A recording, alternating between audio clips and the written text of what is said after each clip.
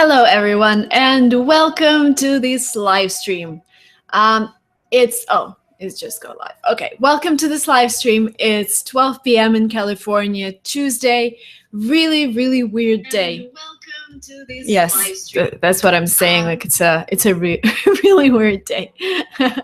Hi, everyone. Yeah, it's weird because I woke up today. I was switching my bag. So yesterday I went to dinner with investor. So I was taking things out of my bag and putting them into my backpack that I used to go to the office. And during this transition, I lost the key from my apartment. So I remember taking it out of my purse, putting it onto the sofa, and then it just disappeared. And I have been looking for it all morning. I checked like everything, under bed, bathroom, like all of the places you can think of, even checked the fridge. The key is gone. So I'm stuck in my apartment, which is so funny. So yeah, I don't know how these things happen.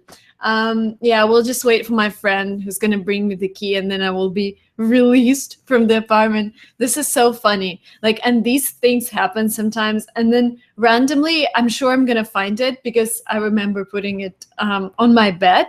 So I'm sure I'm gonna find the key. But this is just so weird. Like, seriously, how can you disappear? Just, I was holding it in my hand. So yeah, I hope your morning was not as weird as mine. And I'm here today to answer your questions about whatever you want to ask me. And we have people from all over the world, and I know many people are waiting for this live stream. So we're going to wait for everyone. And while we're waiting, maybe you could give me an idea where you're watching this live stream from. I'm in San Francisco. Here's a little sneak peek out of my bedroom. But I'm going to be in New York in a week. I just got my tickets yesterday, so I'm going to New York on July 20th.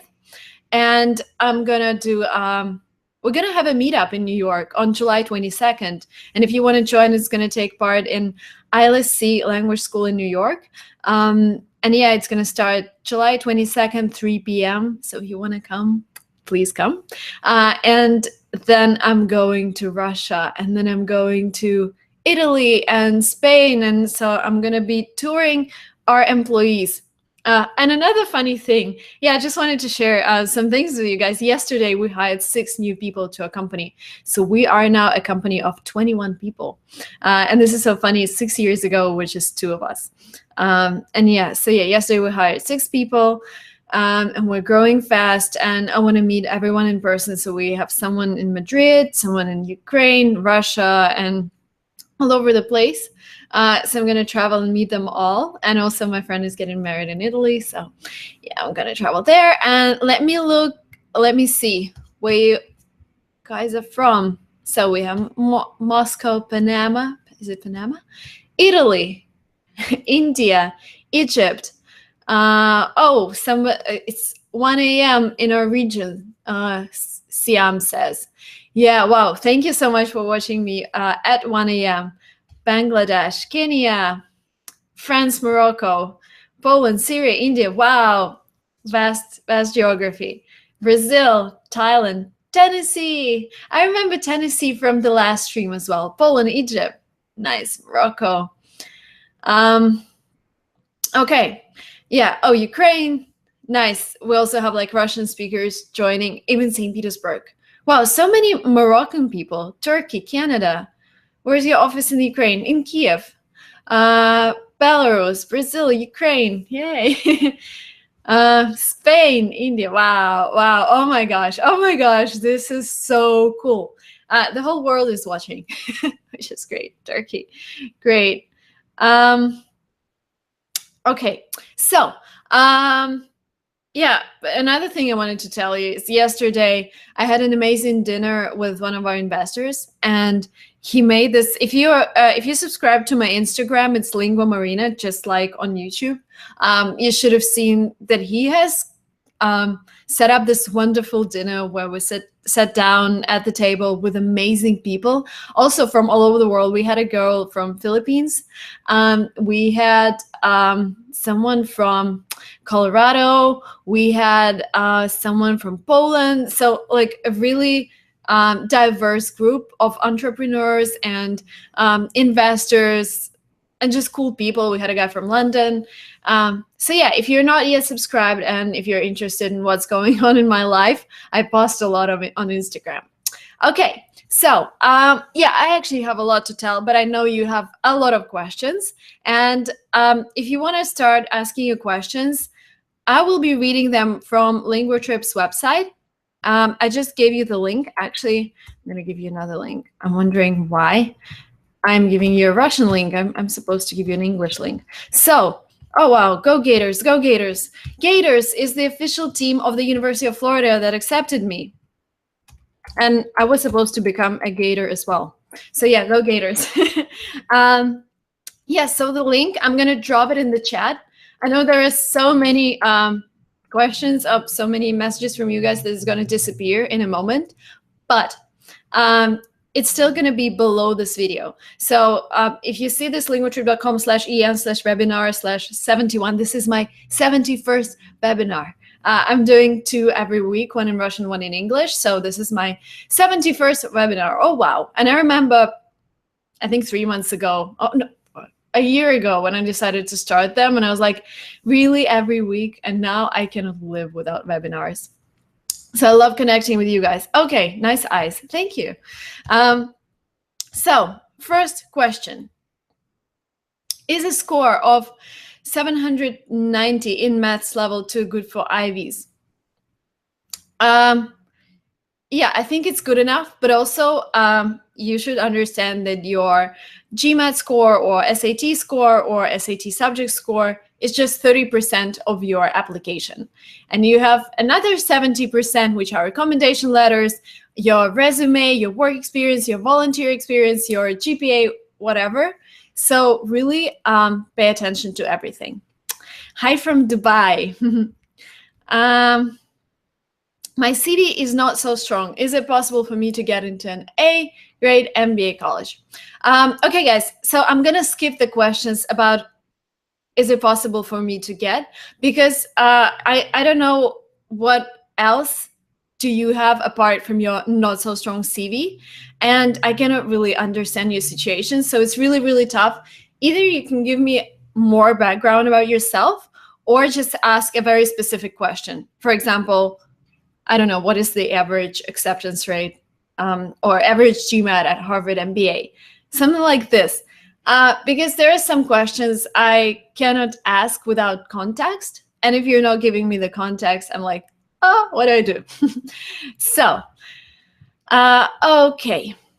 And next, oh, wow, 200 people. Hey, Pakistan, Deutsch. Yeah, I just had a consultation with a guy from Germany, I think last week. And I even practiced some German. I think my German is like disappearing because I'm not using it at all. And the only, I was telling this guy from Germany who I was consulting, I was telling him that the only situation where I use my German right now is when I'm flying Lufthansa from San Francisco to St. Petersburg, because they fly and they stop in Frankfurt, and I practice German with airline employees, and I practice German at the airport. And then this is the only situation where I use my German. So it's really disappearing. And yeah, so if you're learning a language, use it all the time.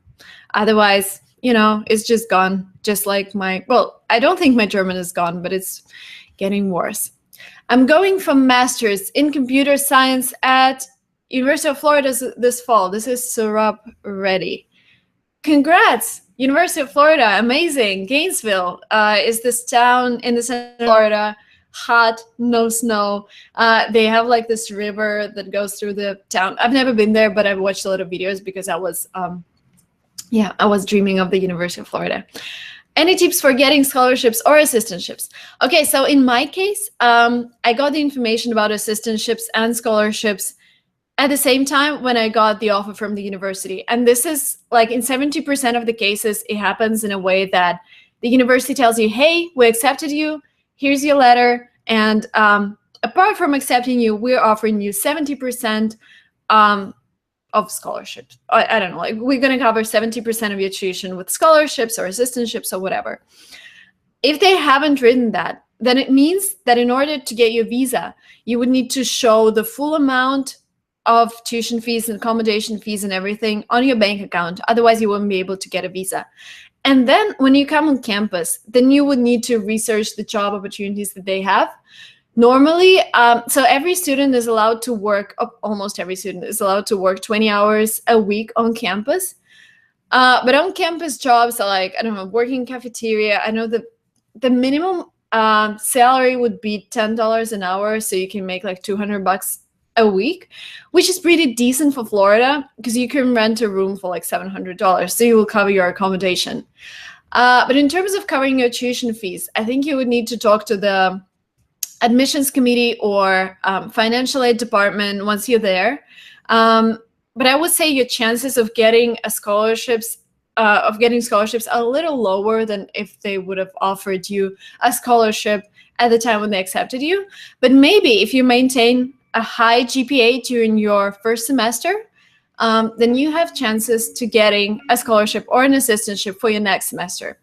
So this is really this is a really individual case, and I would suggest talking to your university. Okay, we have more people joining. Hello, hello, hello. I'm actually gonna open the chat as well. Yeah, guys, if you have like specific questions, I really want to ask you to ask them on LinguaTrip's website, because here in the chat you see like how questions are flowing and I can just miss them. Are you coming to India this year or anytime around? I don't know, but I remember I think it was 2010 or 2012. So when I was living in Russia and I was researching, like India is one of the top countries to go on winter vacation because you can go to Goa and swim there. And I was researching the options, but we ended up going to Thailand. I think it was 2013. But no, not yet. So yeah, I will have 2 months of traveling in August and September.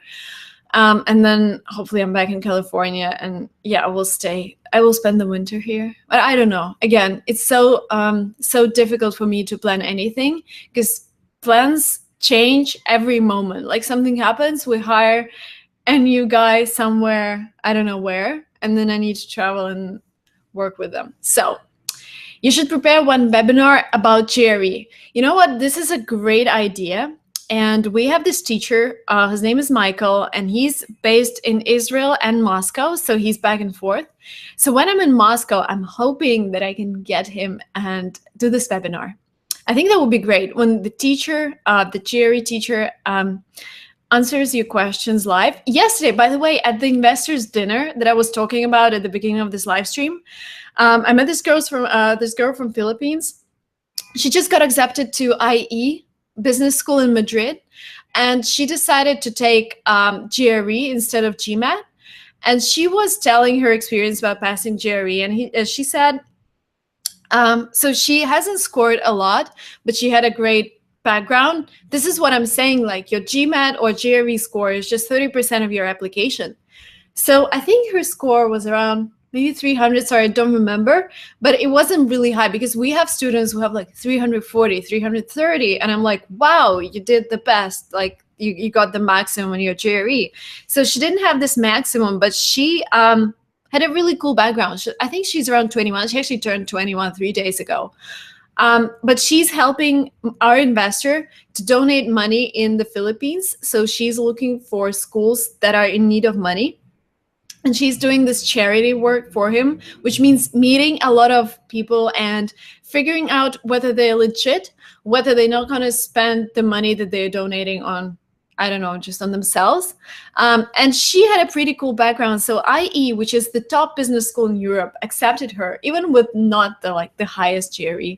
Now, Camille, if you're watching this, hey, because she promised to watch my live stream today. Yes, so. What science do you study? I don't study science. I do, I run my startup. I'm sorry, I missed that. Okay, so I run my company, which is linguatrip.com. Okay. Next question. So I'm going to choose the question that has more details so I can give an answer that's going to be helpful. If I publish research papers by the time I apply, will I improve my chances of getting into schools like the UCLA or UT Austin for Masters in Civil Engineering? I would say yes.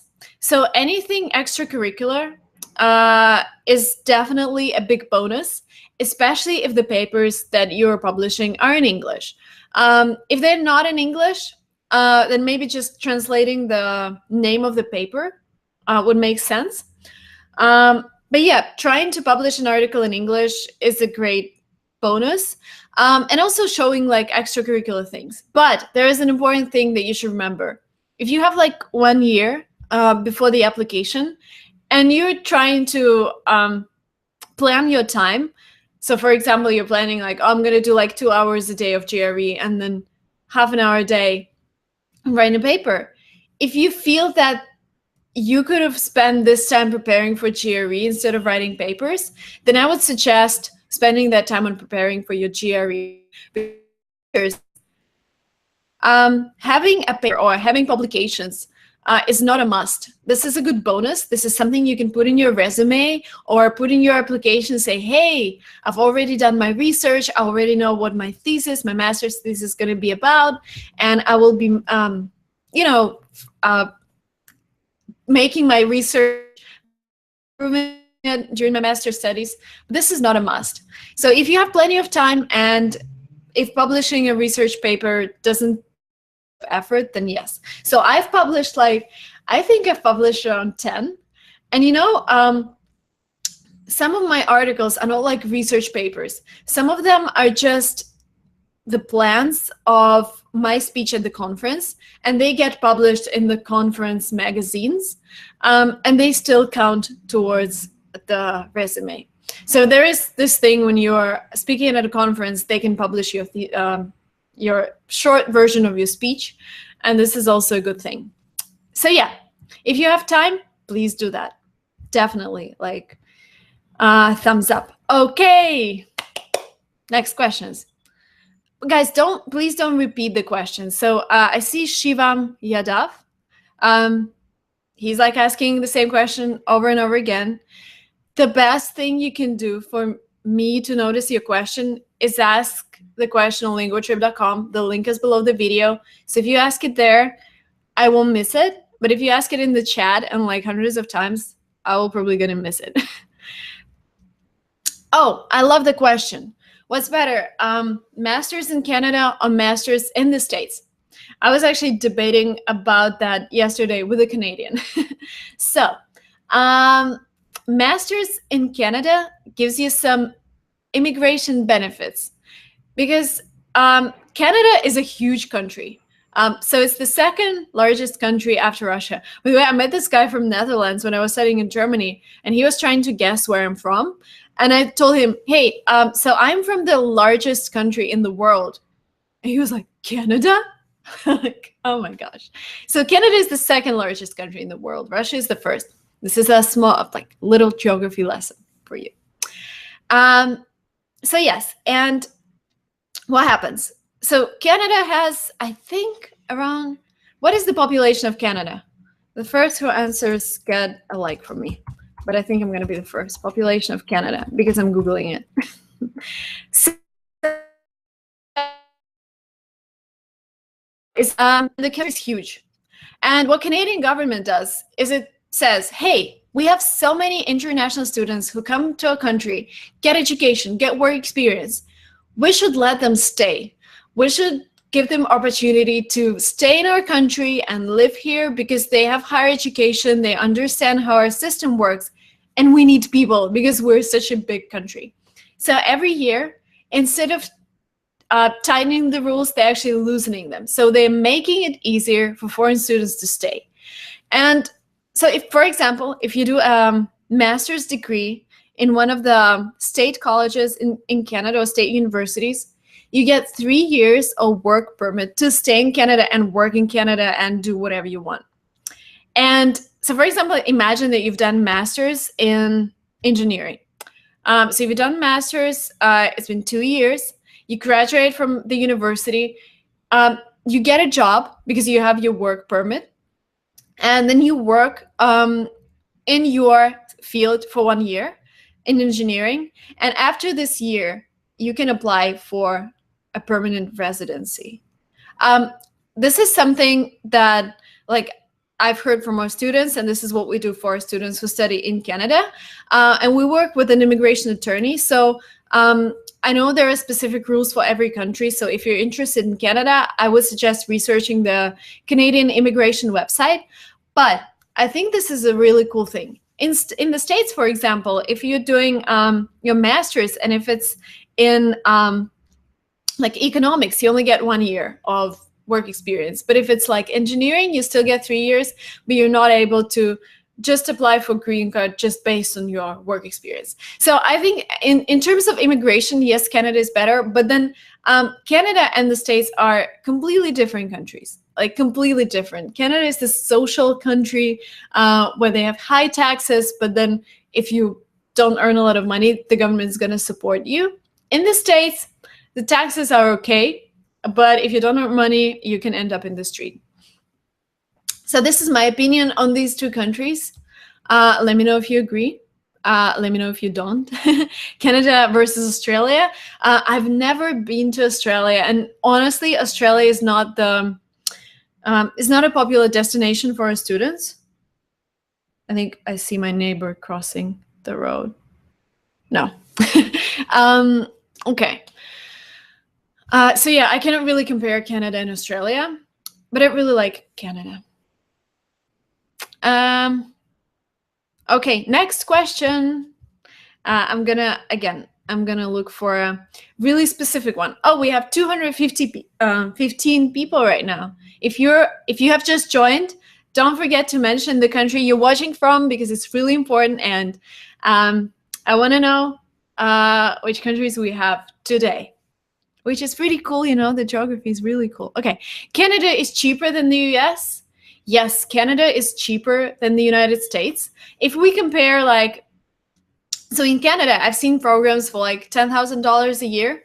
And in the States, the average would be like $30,000 a year. So yes, Canada is cheaper. And then somebody asked me to compare USA and the UK. If you watch my videos, oh wow, there are so many new countries: Russia, Yemen, India, because Mars. Hello, Matt from Mars. He must be friends with Elon Musk, because otherwise he won't be able to get there. Hello from, okay, Yemen, Kuwait, Moscow, Nigeria, Nepal, India, Tunisia, Russia, Azerbaijan. Wow.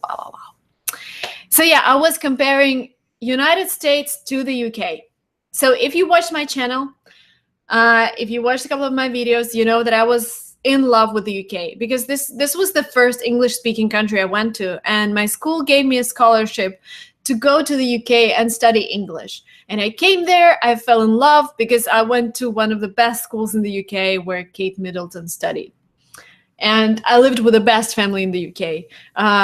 And we did all kinds of things. We went to London, we did mountain boarding, which is like skateboarding, but when you go down the mountain. And we cooked, and I had the most amazing time. And I'm like, I want to move to the UK. And this became my dream. But when I started researching, I realized that, one, there are almost no scholarships in the UK. So in the States, for example, yes, you can get scholarships for bachelor or a scholarship to do a master's. If you're doing a PhD, then definitely getting a scholarship. In the UK, you can only get a scholarship if you're doing a PhD. And the bachelor's and master's, you would probably end up paying like, I don't know, not 50, but like 20 to 30,000 pounds. But the worst thing about the UK, they kick you out the day you graduate. So you graduated from the university and they say, bye-bye, please leave our island, because we have the small island and we don't want a lot of foreigners right now. So no chance for you to get work experience. But I know, like, I have a couple of students who were able to stay in the UK and get that work experience, but then they traveled to Netherlands to work. So and after Brexit, I think they imposed a tax on a company. So if a company hires an international employee, they need to pay like extra couple £1,000 just to hire him. So they try to prevent international students from staying. So I don't know. If they try to do that, why come to the UK? I don't know. So this is my opinion. Again, there are so many students who have a different opinion. There is this Chimney scholarship that covers everything, but you have a really little chance of getting it. There is still ways to support yourself during education. But yes, if you ask me if I choose, like UK, Canada, or States, my choice, I chose the States. The second would be Canada. The third would be Australia.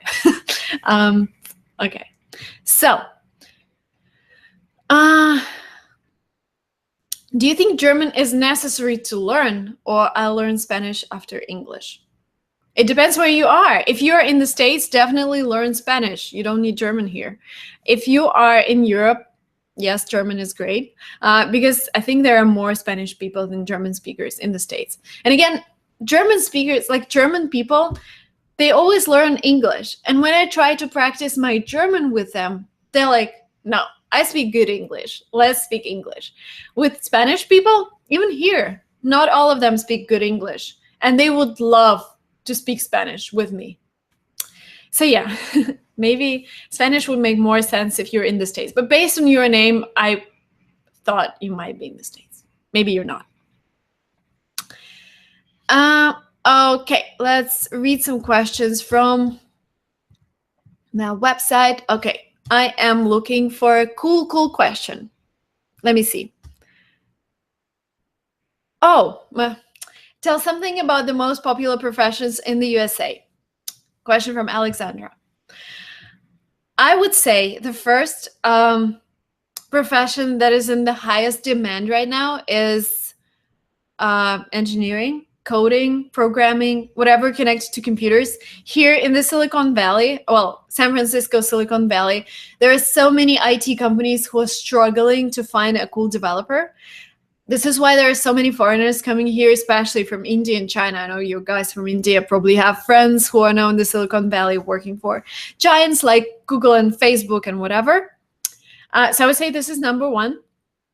But of course, sometimes I get asked, like, Marina, I don't like maths, I don't like coding, I hate computers, but you said that engineers are in high demand, so I'm gonna study engineering. No, don't do that, because there are so many shitty engineers that don't get anything. So don't do that. Do that only if you love it. The next profession that is in high demand, well, anything connected with like hospitals, medicine, medical stuff. You know, the highest paid job in the States is anesthesiologist. I don't know if I'm pronouncing this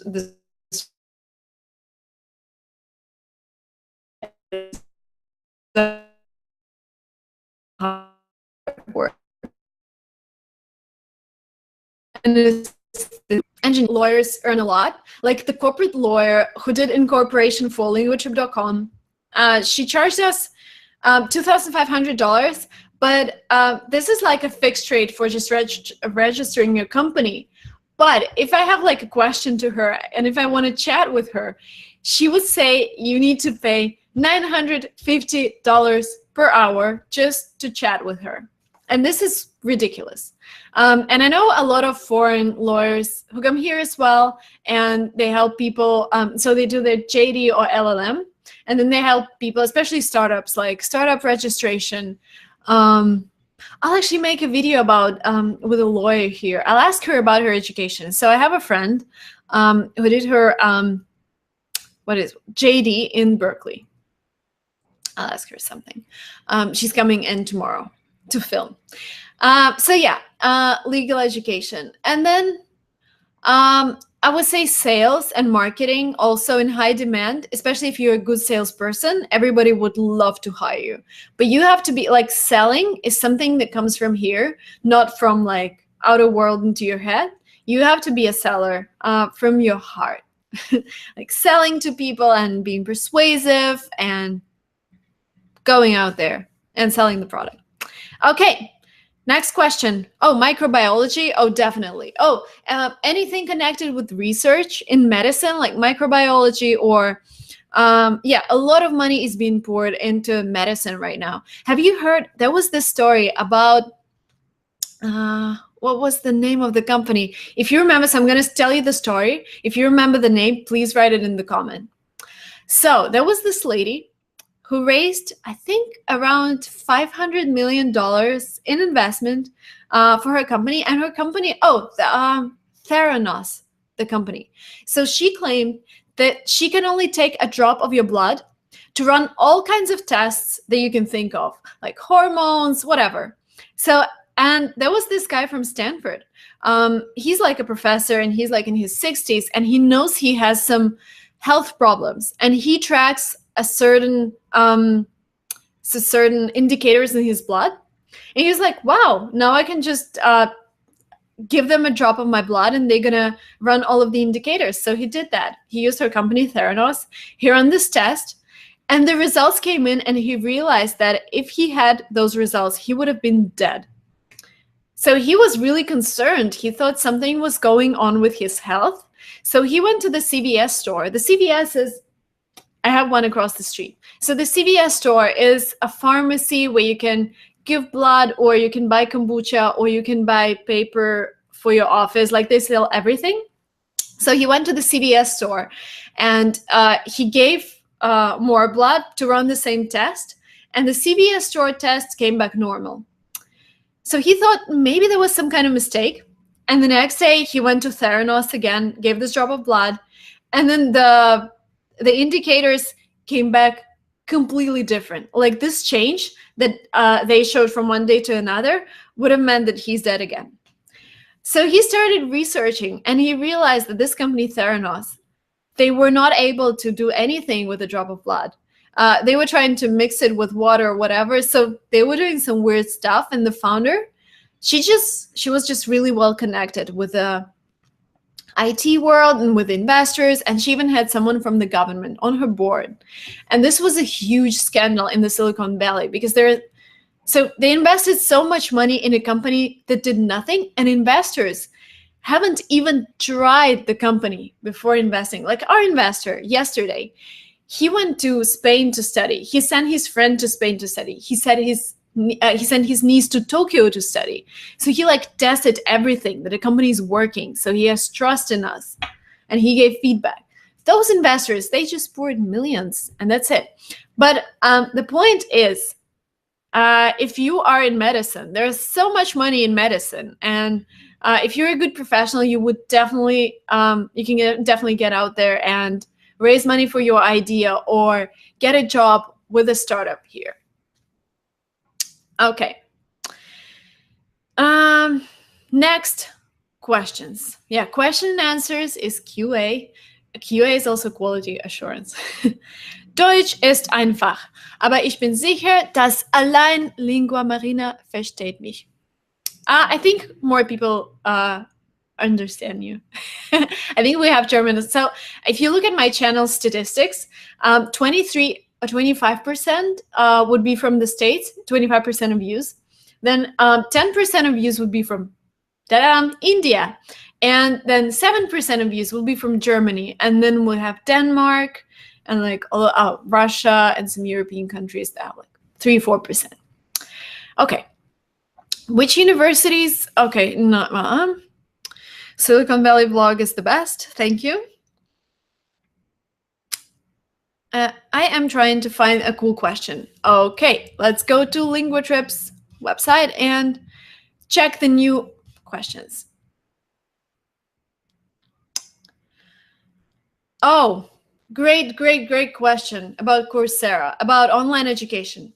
I'm in high school and I do university level courses in Coursera and got 2 certificates from Stanford. Will it help my application? Do Coursera certificates matter? So I wanted to tell you about my opinion of online education. First, it's great to get knowledge, and there are so many free online courses. Like if you want to run a startup, you don't have to enroll on a really expensive course, you just can go on Coursera, and they have a course from MIT on entrepreneurship, or like MIT even published all of its courses for free. So you can get information easily. But if you think, wow, can I just do my master's online? I don't think that's going to work. And this is the reason why. Reason one is that when you're getting education, you're traveling to a new country, you're meeting people, and you're building the network, which is super important, because that network, the people that you meet, are going to introduce you to the companies. They're going to hire you to their companies. They're going to start their own startups. So you want to collaborate with the students. And the second reason is that you get work permits for the countries where you're studying. Like, as I said, Canada, you get 3 years. America, if you study a STEM subject, science, technology, engineering, maths, you get 3 years of work experience. So yes, if you have those certificates from Coursera, Stanford, definitely list them in your resume. But exchanging them with real world education, like offline education, I don't think it really makes sense. This is my answer. No, I'm not ignoring South Asians. What is this comment about? What is a Coursera? Coursera is a free website where you can study anything for free. Yes, nice network is a key to success. Definitely agree. Okay, and on to the next question. Okay, I'm gonna drink my tea while I'm reading.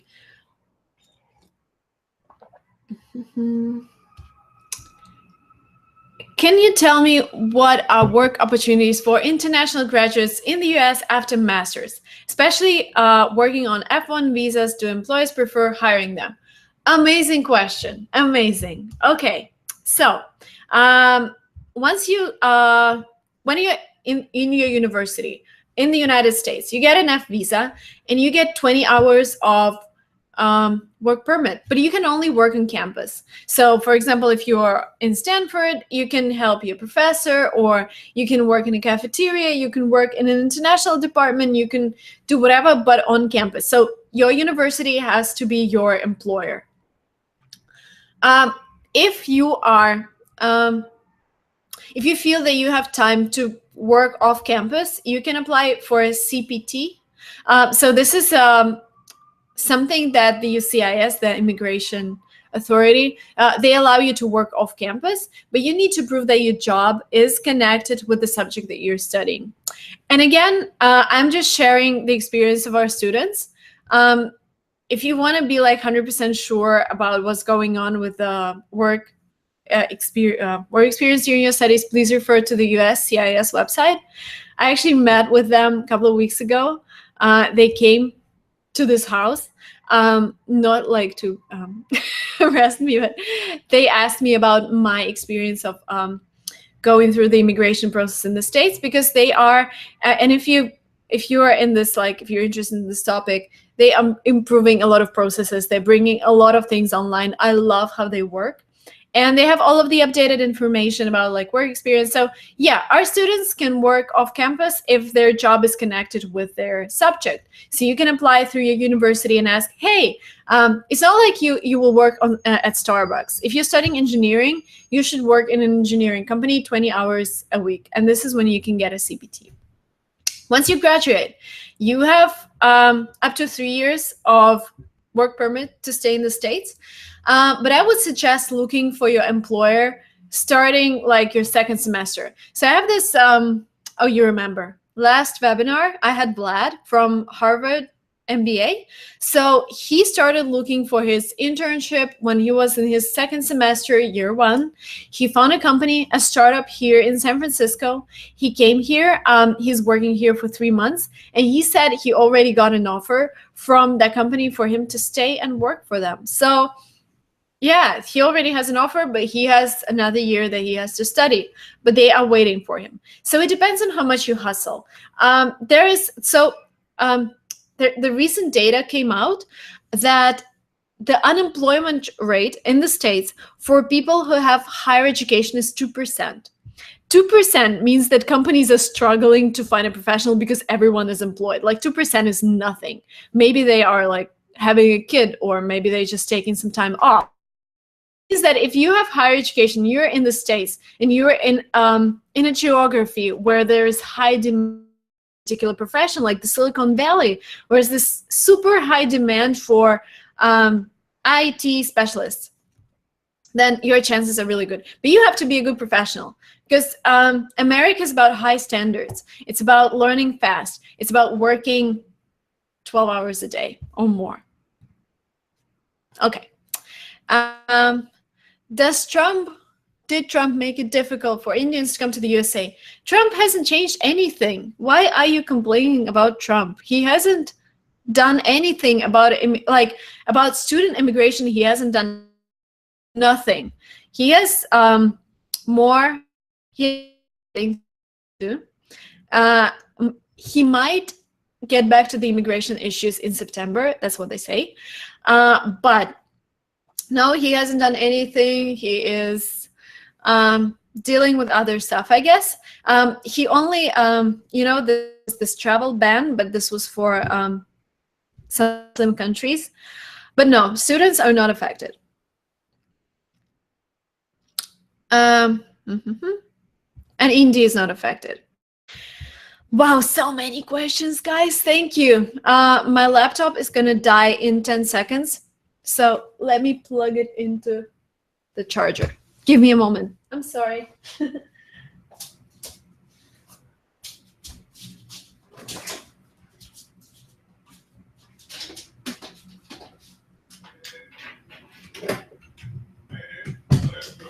Hello?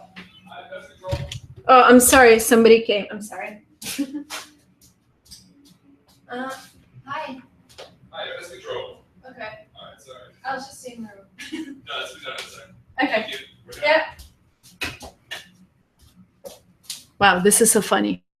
I said it's a weird day. So I'm I plugged my laptop, but I'm looking for the charger, and I hear somebody in my apartment, just a man. He just entered, pest control.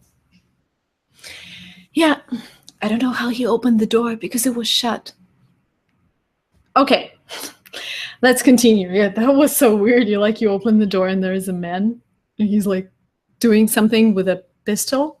I think they're looking for insects, but we don't have any insects, so they haven't found anything and they're just gone. But that was a little scary. You're like, oh. Okay, if that happened like in Russia, I would freak out. Okay, let's look for other questions. I was talking about something and I forgot. Are you a singer? Are you single? I'm a singer. I just recorded a song, and it will be, I think I will release it in August. But those who are following me on Instagram, you know that I recorded it like some time ago. It just takes a little while to edit the video, and don't be afraid, Marina, you got us. You know what? Like, this is really scary when you're just in your apartment and somebody comes in. They had like notices that they're gonna check the apartments, but that happens so randomly. Okay, and the key disappeared. Okay, like so many weird stuff, so much weird stuff is happening today. I don't know why. Okay, next question. How would US universities calculate my GPA if I were an international student? They do not recalculate your GPA. They just tell you to state your average grade and the maximum grade that you have. So for example, you have 3.6 out of 5, and this is what you have to state. You don't have to recalculate. They're going to do it themselves.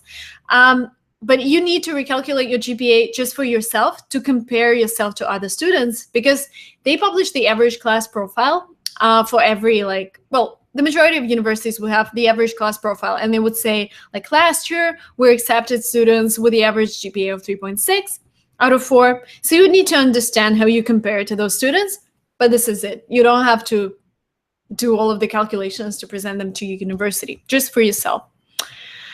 I love you, Marina. Thank you. Thank you so much.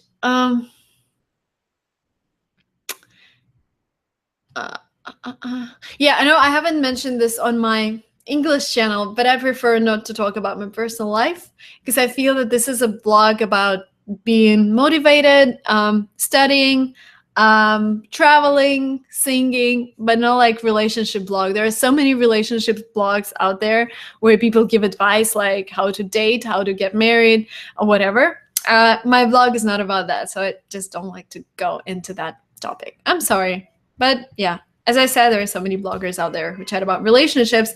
And there's Sarah, my friend Sarah Norris. We've done a couple of collabs with her.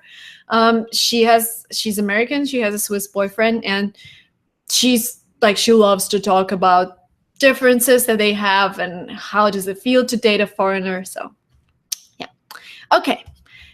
NYC versus LA.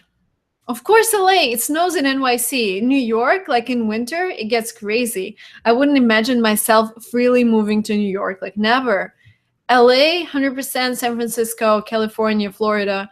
But it's really different for everyone. Like the weird thing about me is I hate snow. And I've spent 25 years in Russia. 25 years in Russia, with snow coming in every November and leaving in April. So 6 months of snow, amazing. I hated it. Like I was so depressed all the time we had first snow. So I'm so happy that I have this opportunity to stay in California in winter. This is the best. Or like stay somewhere where it doesn't snow. You're not alone. We're with you. Yeah, let's fight those pest controls, guys. Is there anyone from Canada? Is there anyone from Canada watching? If you are, there are people looking for you. What are the universities you got admitted to? I got admitted to Johns Hopkins, the University of Florida, University of Illinois, University of Tampa, University of Scranton, and I almost got admitted to MIT. What I mean almost is that because after interview, I decided to not do my MBA in MIT. But yeah, I don't have the decision from them. Ranking of the US colleges, something to think about when choosing the school. Of course. Of course, if you have chance to get into top universities, then do that. If you don't, then consider schools that are better than others. So yeah, definitely pay attention to rankings, and pay attention to rankings that are subject rankings. So for example, if we look at, I'm trying to think, what subject, but for example, like Stanford is the second business school in the world, but in terms of like maybe medicine, it won't be the top. So does having your own startup after having a master's degree help you in immigration in the USA, or making other investment after doing a master's? So with the immigration, I think these are completely different things. You need to have an employer, and your startup can be your employer if you're applying to O1. So in my case, I was applying for O1, so my master's didn't really matter. So for my visa, I just needed to show them that my startup is doing well and that we have investors, that we have publications.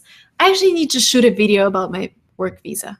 This is a great idea. Ali Shahzad, thank you so much for asking this question, because I was thinking what video I should do about for my English channel this week. And I'm going to make a video about getting my O1 visa. I'm going to talk about my experience. This is definitely something you can relate to, but always hire an immigration attorney. They are the best. They know what to do. Consult the USCIS website, but I'm going to tell about my experience. Thank you so much, Ali, because I was thinking like, which video should I release this week? Thank you. So it's going to be, I will try to record it maybe tomorrow, and then it's going to go live on Friday. So don't forget, Friday, new video about getting an O1 visa. I made it like official. So now I have no excuses not to shoot it tomorrow or the day after tomorrow. Oh, by the way, let me know if you like the topic. Like if you like the topic of this video, not this live stream, the video I'll be making for Friday. So if you're interested in O1 visas, tell me in the comments that you will be interested to watch it. Okay. Why can't I hear your voice? Too much distortion. Reload the live stream. I have a really good mic, like a really good mic, a really good mic. So the quality of the sound should be amazing. You know what happened last week? I bought a new camera for my live streams. I bought like 4K camera for $200, Logitech. I tried to connect it to YouTube, doesn't work. And I don't know how to set up the encoder. I tried like for 2 hours and I freaked out, stressed out, and I'm gonna give the camera back. Ich bin interessiert. Okay, I'm just reading German phrase. Oh yeah, yes. Oh yeah. Oh okay. This is because you like the topic of the video. Yeah, cool. Okay, I see people interested. So yeah, I'm gonna talk about my experience of getting the O1 visa. Good idea. Oh, okay, great. Great. Excited to film it for you. Because when I filmed it for my Russian channel, I was overexcited and I was speaking like at a speed at 3x my normal speed, and some people complained that they couldn't understand what I was saying because I was mumbling, oh, I get my visa, I get my work visa. But I will try to do a better one for my English channel. Thank you so much again for the idea. This is so cool. Okay, next. You're not paying attention to my question. I am. I'm sorry. I'll try to look for it. Okay. I am B1 level. I learned German. Is it good to talk to people? B1 is enough. Yeah. Go. Oh, it wasn't your question. I'm sorry. Abdul, I'm looking for your question. Abdul, I don't. Oh, here we go. Hi, Marina. I'm a 10th grader. I'm going to apply for high school in the US.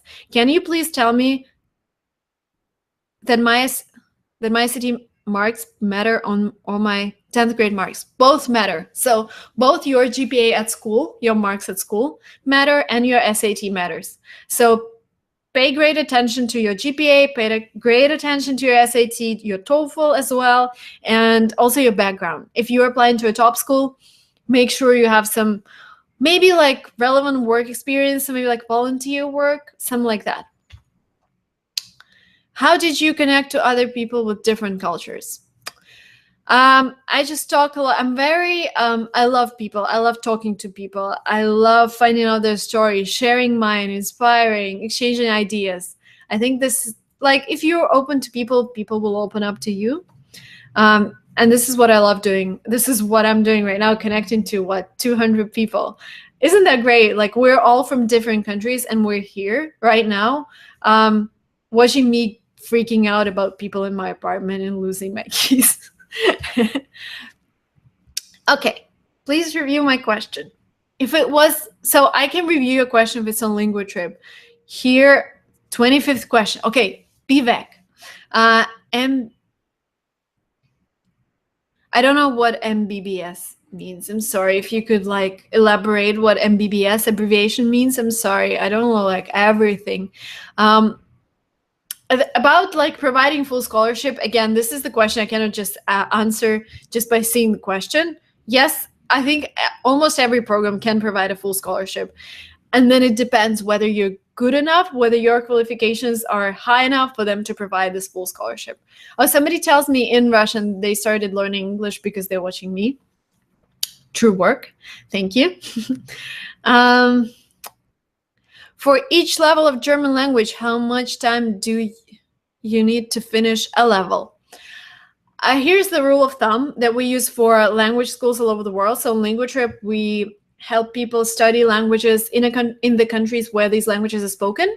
So for example, if you go to Germany to learn German, I would say you would need a minimum of 8 weeks to get into the next level. So if you start with B1, then you need 8 weeks to get into B2 level. And this is for almost every language, but it's different for every person. So what happened to me in Germany, I switched from B2 to C1 really fast in 2 weeks. For some people, it would take like 10 weeks. It depends on how much you work, how much time you spend speaking your own language, because you can even go to Germany or England to learn English, and you can spend 8 hours a day on your phone, on your WhatsApp, with your, oh my God, what? So many Wow, missed calls. I'm so sorry. I'm gonna call them back. So yeah, and you can spend all of your time texting your friends back in your home country or talking to your parents in your native language, and then it will take you twice as long or 3 times as long as you would have it would have taken if you just stayed in the country and isolated yourself from your language. Okay. English is hard for Russians. No, actually, English is easier than German. It's easier than Russian, definitely, because it doesn't have this complicated grammar. Okay, next question. Is it better to study TOEFL by myself, or I need to get some classes? I would suggest always start by yourself and see whether you're motivated enough to continue. Because even if you won't start yourself, why pay to the teacher for them to make you study? Because everything has to come from your heart, and it has to come from your motivation and your goals. So it's just starting on your own. Spend like a couple of weeks training just with yourself, with some books. And then once you realize that you need external help, external advice, external guidance, then hire a tutor. Yeah. Can you please do specific undergrad videos over SAT prep? I think I have an SAT prep video. And I have an application admissions process video. There is this 1-hour live stream. I made it 2 weeks ago. University application explained. How hard it is to get a visa for your parents if you move to US for masters? I think it doesn't really matter. If your parents traveled enough and if they have enough funds to travel, again, you can go to the USCIS website to check for your country. But I guess there are certain things they're checking, like getting enough money on your bank account and having ties to your home country. And if they do, if they have like jobs in I guess it's India, if they have bank accounts there, then yeah, why not? What do you think about Masters in Financial Mathematics? I think it's great. Anything connected with mathematics is great. Okay. Is there an online university for free? I think there are many, but again, I don't like online education. I don't believe in online education. I believe in making real life connections. I like how people are including pineapples and watermelons in their questions, so I can pay attention. Physical education study, alternative medicine. The rule of thumb for medicine, for medical studies in the US, they would not let you interact with people unless you have the proper education. If it's physical education study, we had a student who wanted to do that, and we ended up researching job opportunities for him, and it was just like helping team coach, like being there, but not like having his own consultancy. Okay, don't forget there. Okay, German dialects. Oh, can we become business partners? Oh, can we business partners? Sorry, I didn't get the question. But I already have 2 partners. So LinguaTrip is founded by 3 people. Me, and then Dimitri number 1 and Dimitri number 2. So I have 2 Dimitris. So it's a company of 3 founders, and now, wow, 21 people. Oh my gosh. Okay. Please answer my question and suggest me SAP. I'm feeling sleepy because it's 1:45 a.m. in Nepal. So okay, if you ask your question on LinguaTrip, Raju, I would have read it, but I don't see it on LinguaTrip, and I cannot go through that big chat. Okay, is it possible in the US to send applications before your exam results? Yes, it is possible. So if you've taken your exam 2 weeks prior to the application, you don't have your results yet, just let the admissions committee know that you've taken the exam, and just submit your application and tell them you're going to receive the results in a week or in 2 weeks. What? No. Okay, so we have 1 minute left. I just wanted to thank you guys for this live stream. It was amazing. I'm going to see you in 1 week, 12 p.m. You know what? My keys are here. I'm out of my prison. They didn't get lost. They were just taken by mistake. Okay, my keys are back. I think this is a great ending to this live stream. I'll see you guys next Tuesday, 12 p.m. And I'm going to answer your questions and I'm going to give you updates about my life. And thank you again so much. And thank you so much for the idea for the new video. Friday, you're going to hear my story about getting my work visa to work in the USA for my startup, linguatrip.com. Okay, have a great night, guys. Thank you so much for joining, and I'll see you very soon. Bye.